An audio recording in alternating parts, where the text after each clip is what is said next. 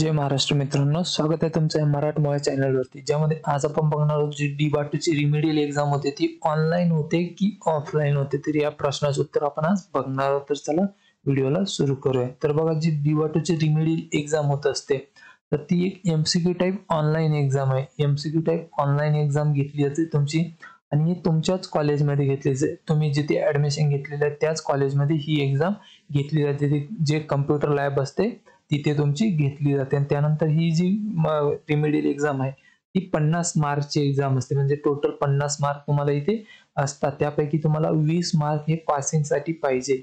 जर तुम्हाला 19 जरी मार्क पडले तर तुम्हाला इथे नापास केलं जाईल. इथे कोणताही ग्रेस मार्क तुम्हाला मिळत नाही. म्हणजे 20 मार्क किंवा याच्या वरती तुम्हाला घेणं गरजेचं आहे, तरच तुम्ही रिमेडियल एक्झाम मध्ये पास होता. इथे ग्रेस मार्क मिळत नाही. आणि जर तुम्ही इथे 50 पैकी 50 घ्या किंवा 50 पैकी 20 घ्या तर जो पॉइंटर असतो तो 5.0 मिळतो. म्हणजे तुम्ही जर इथे 50 पैकी 50 जरी घेतले तरी हाच पॉइंटर, आणि 50 पैकी 20 जरी घेतले तरी हाच पॉइंटर तुम्हाला दिला जातो.